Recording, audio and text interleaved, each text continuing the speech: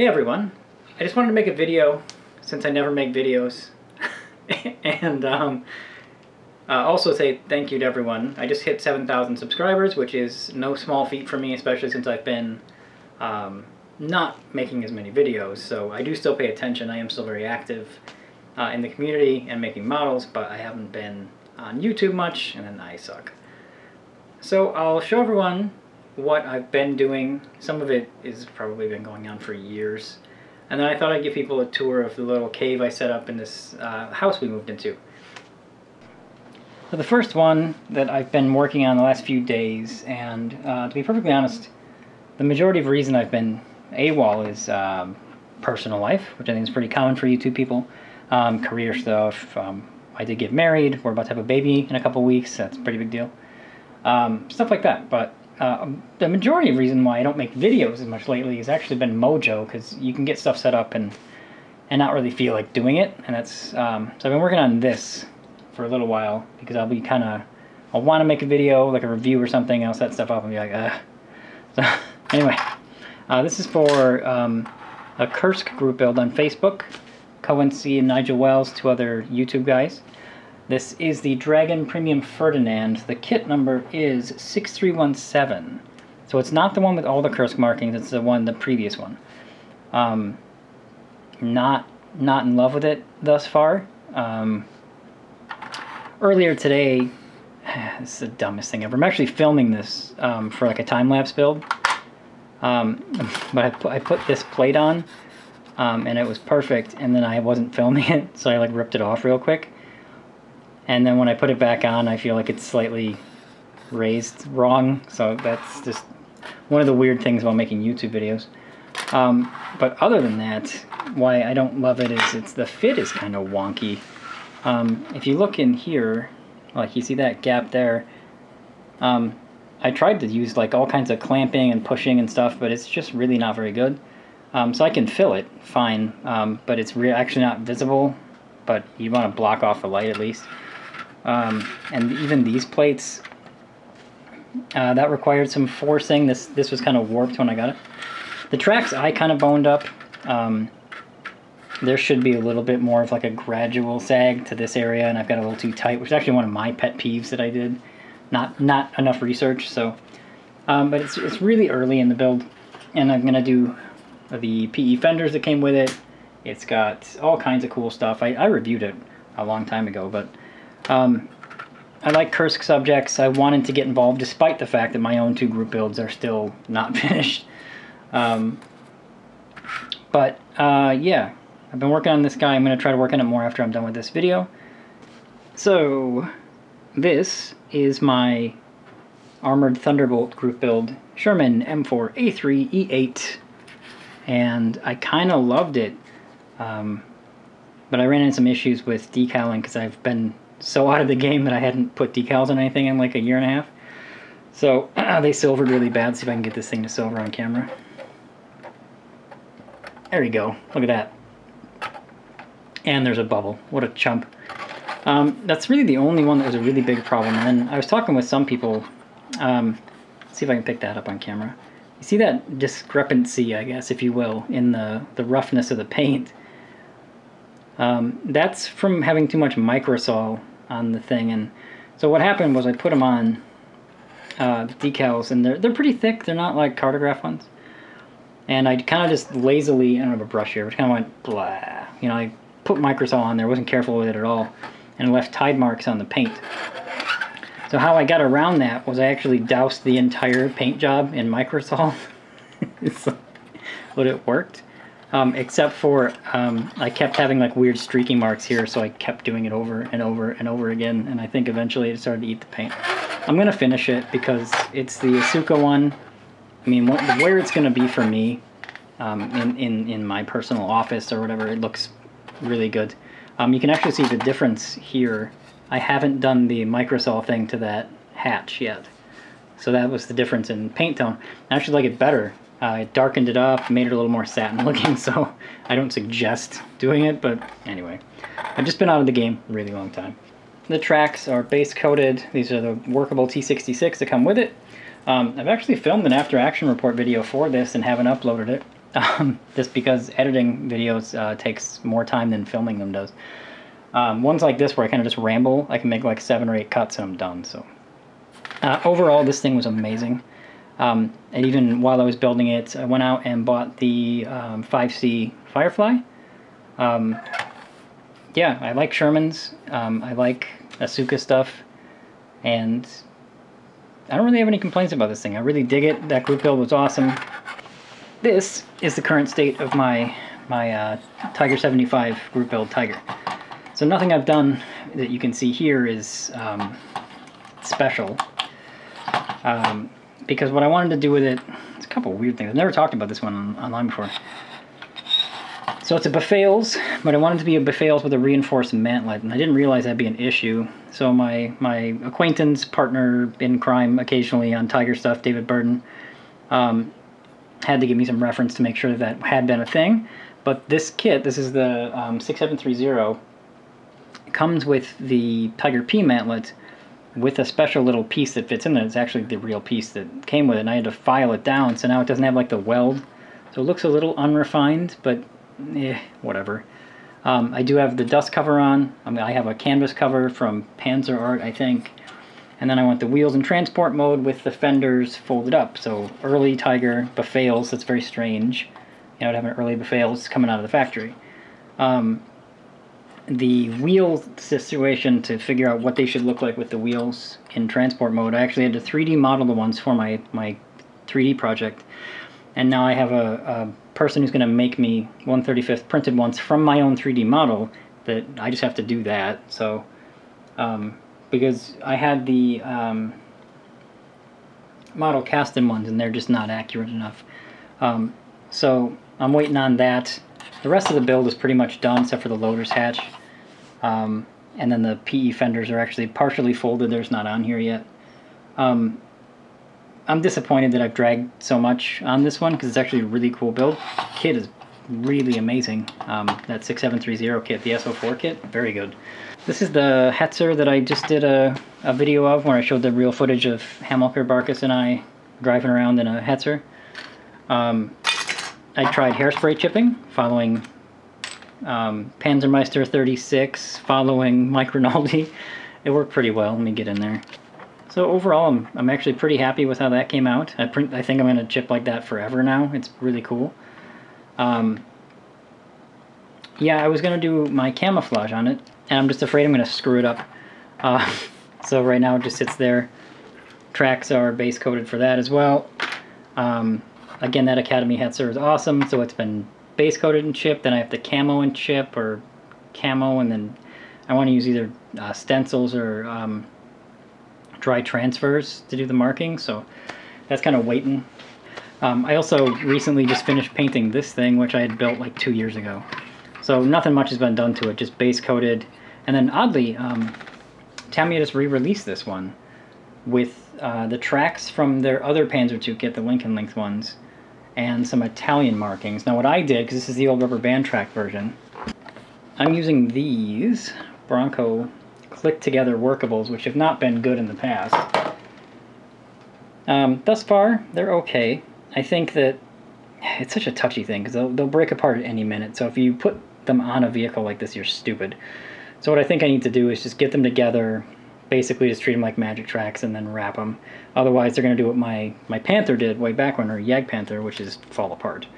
But I just thought this would be something fun to practice weathering or oils or something on. So been working on that as well. And in many little pieces here, these are little sub-assemblies of the Scharnhorst in 1350. So I am still working on that.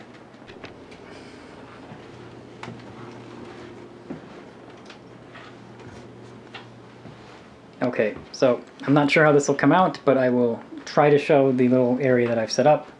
Because as I started doing this, I always did it in our living room. So first thing when you come in to this small, it's a relatively small, technically I guess it would be an old bedroom in this house.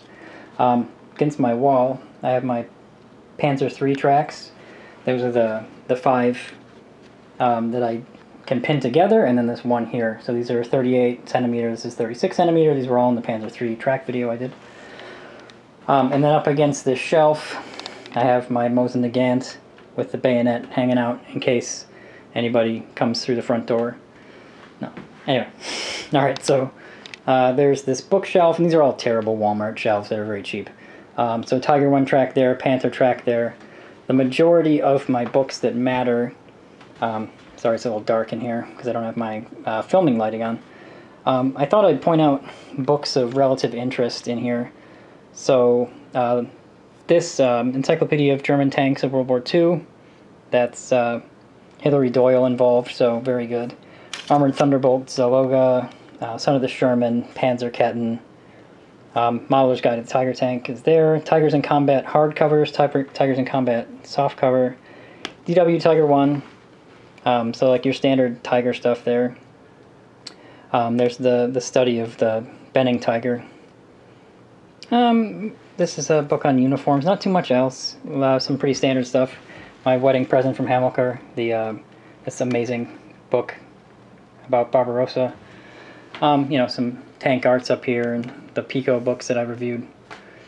A really old version of 3D Studio Max, if you're a game art person. So then up here on this part of the shelf, the 1940 Stahlhelm, my grandfather's hat from the Mediterranean campaign, and then these are rounds that he picked up on the beach at Cherbourg during the war. So we've got a 50 cal, a couple that I don't even know. I think one of these is like a British round. We've got a rimmed casing there. And then that Stein back there is another thing from Hamilcar, which I don't really have a sensible place to put, so it's there for now. Right, so then coming around here, I've got my wire cutters there. There's my shovel as well. Next to my actual coat that I wear out in the winter, which is a 1936 Feldbluse, or German tunic. And then back here is my fender of a Panzer III. So there's just a lot of general tanky Panzer stuff here. Then this shelf has all of my tool clamps. Well, these two shelves do actually. All my tool clamps, and that's my No-Tech light. So that's my newest tool clamp, which I'm very excited about because it functions. I've been threatening a video about all of these for a long time. I swear that's going to happen. It's just like a time thing. A lot of editing involved, a lot of research involved.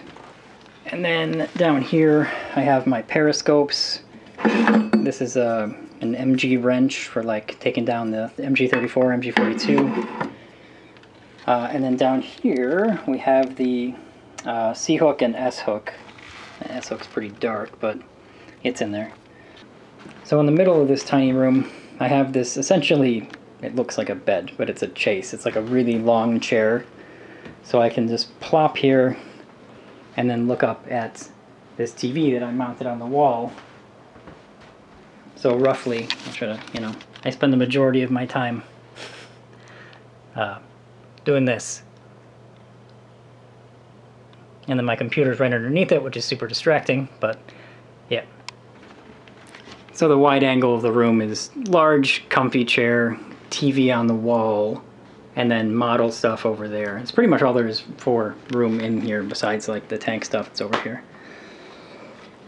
Okay, so I've never done this, and it's a little bit embarrassing, but I figure why not? I at least document it for myself later.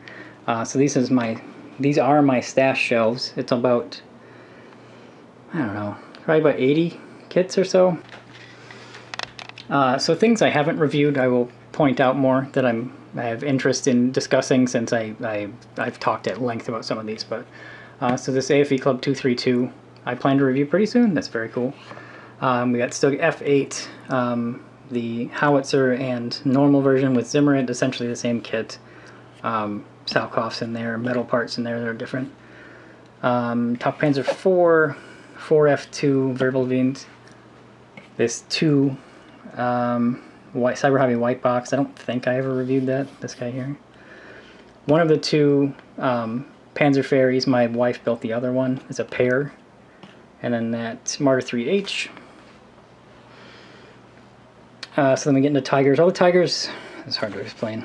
All the Tigers on this side aren't built. There's a couple down there that are like either in progress or built. So an Orange Box Tiger, Rye Fields mid, AFP Club Sturm Tiger, Wittmann's Last Tiger, Ryfield's Kursk one. There's the 5C Firefly. Let's see, some Tamiya stuff, 222 Vespe and Panzer II. These are built. I know it's weird, but I leave them in here sometimes because I don't know where else to put them. This is actually every decal I've ever owned. Like, this is my decal box. And then a rare plane, a 0, German 150, and then some figures in there. And then some of these planes I get at, like, model show, like the giveaways and stuff. These are just old Revell stuff, like ancient. And then right here, I've got a bunch of Wilder dry transfers. That's also what this is. You'll notice there's a lot of Wilder stuff in my stash. Then more Tigers. 2 of this guy. These are both originals, as are these. So, like, this one's still shrink wrapped. That's the old metal parts Tigers. So, 2 of each of those. I'm actually currently kind of messing around with this Italeri Ferdy thing, like a Tiger prototype. Tiger 131, the mid, the Tunisian one, Premium Panther A, Premium Panther D, Tiger H2, King Tiger with Zim, this weird up-armored Panzer II, R3M, Panzer 3L, Vorpanzer, and Airfix Spitfire, weird as that is, some mini art stuff. Let's see, the 251 drilling, my 3 kits that are all those weird Panzer IV things, the Heuschrecke, the SFL4B, and then that weird Geschutzwagen thing. Right, 251D, the Stummel 250, 251C Command, 38C, 35T from Academy, and then a couple more Dragon Tigers, 6406 and another 6730. That's my wife's doing, and that's actually, I think, a duplicate of that Pack 40 kit. I'm trying to be quick because I think it's weird to show people what you have. Porsche KT with Zim, Panther G early, Panther G with Zim, Panther G with, well, late production, I guess we'll call it. Panzer 1A in Africa, Panzer 4H. This does not belong to me. It's really annoying, but when Hamilker was here, I said he could have this, so I have to send this to Germany. Jagdpanzer 4 Vomag with Zim, Jagdpanzer 4 Vomag without Zim. Essentially the same kit with just Zimmerit parts. Over there is some VK3001 workable links, a Gaz truck, and VK3001 itself. And that's a softbox light bulb.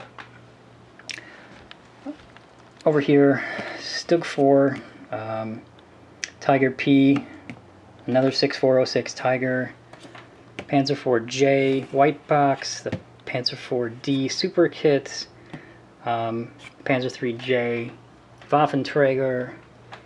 What the hell is this thing? Oh, the Zwischen Losung Jagdpanzer Alket. Still shrink wrap, never a good sign. Couldn't have been that excited. Alright, so the Stoig, as I like to call it, or the SIG 33 on a Panzer III. 250 Neue. Oh, this guy. SIG 33 on the Panzer 1B. My wife claimed it. I don't think she'll ever build it, but it's really cool. And then sd.kfz 7. Martyr 2, 2 Panzer 1 Kleine Befehlswagen, and shrink wrapped that thing, Tamiya DAC thing, it's awful, and another one. And then another Ryfield Tiger. Alright, so that's all the stuff on here that's for sure not built. And then so this area down here is like a mixture of some built, some are like spares boxes, and some are not ever been built at all. And then up on top, I have the same kind of thing going. So like, these are all review kits that have been built, or just like I did that one in my YouTube video. But then, so here's a TriStar Panzer 1A that's still new. That's the Morser Carl, the long-barreled version. Bunch of aftermarket tracks, Kaizen, Friel. Back there, that's my 172 Kriegsmarine stuff. So if you look way back there, you've got an S-boat and then the 172 U-boat. It's quite a big one. And then back down here, I think these are like parts for the bell, but so that's been built, but then these things haven't. So Flak 36, Dicker Max, that's a half-built one. Spares boxes, those aren't important.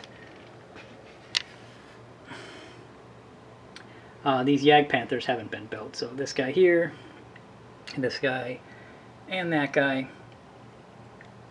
And then this Edward Hetzer over here, in a very rare Vietnam-era PT boat kit, in my stash anyway. And then you've got some Ryefield stuff down there. So, I mean, that's pretty much it. Over on the other side of the room, I've got some more spare tracks and stuff, but that's pretty much the stash. And then kits in progress tend to live underneath my table. So there's the Easy 8, the Ferdinand, there's a shuttle Tadurium I'm doing for a work friend. There's VK3601 for Armorama. Sorry about that, Jim. I am working on it, just slowly. And then there's Scharnhorst. Okay, so the bench. When I moved in here, I mounted a work light into the ceiling so I'd have better light. It's not great because it's all straight down, so when I film it's actually quite bad. So I actually have to bring in softboxes yet.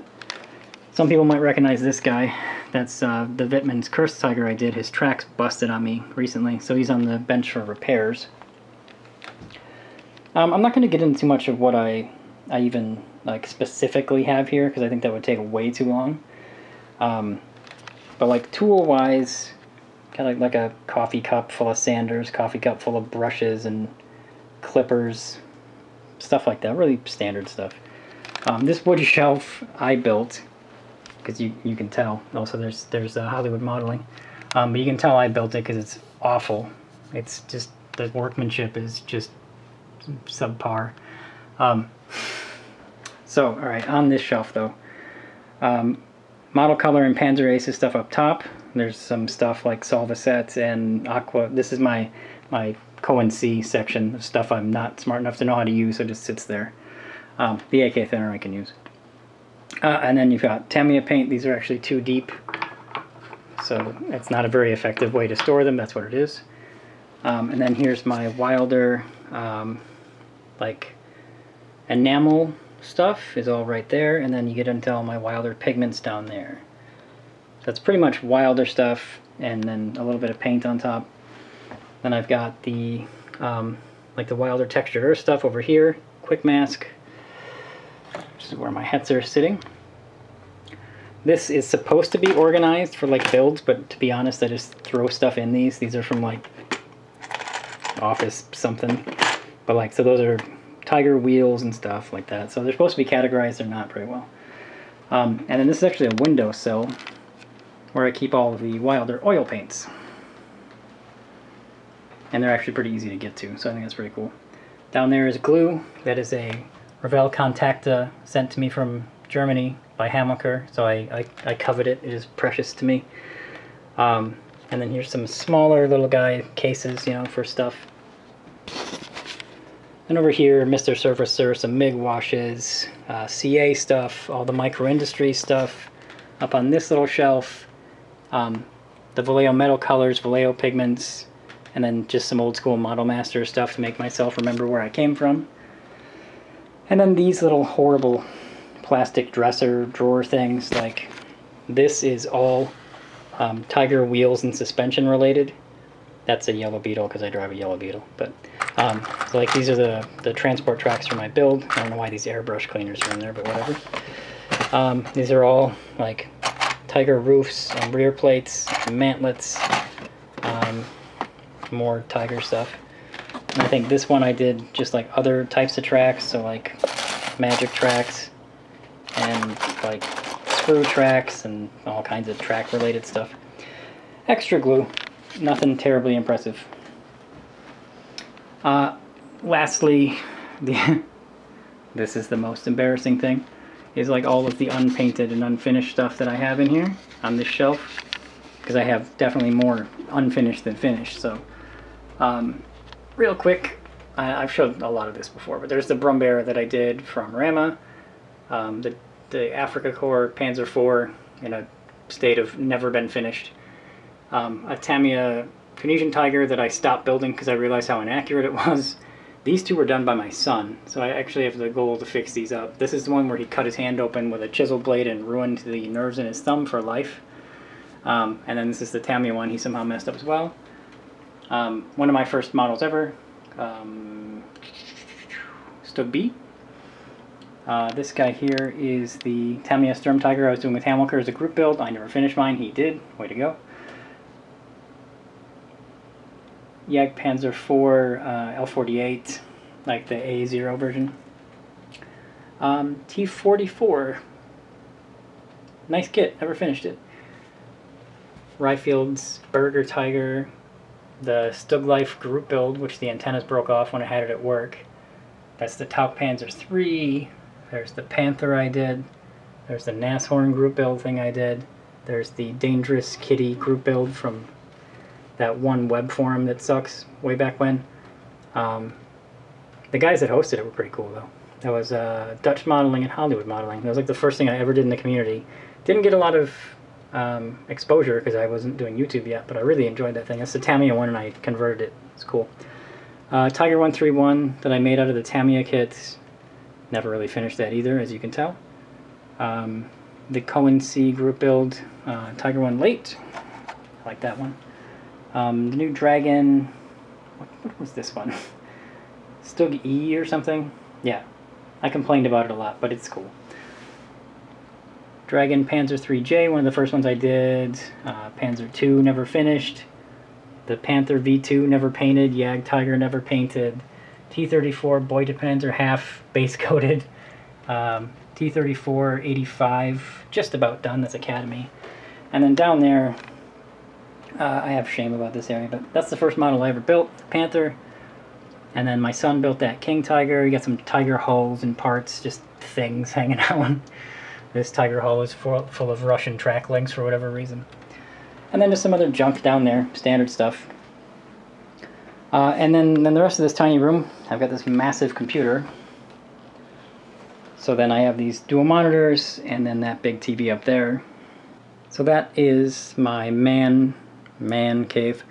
If it was boring to you, I apologize. If you found it relatively interesting, I don't know. I think we're all sick in the head. But thanks again for helping me hit 7,000. I have lots of stuff in the pipe. That's being filmed, and the Hetzer's being filmed. So whenever I work, I film whatever I'm doing. So.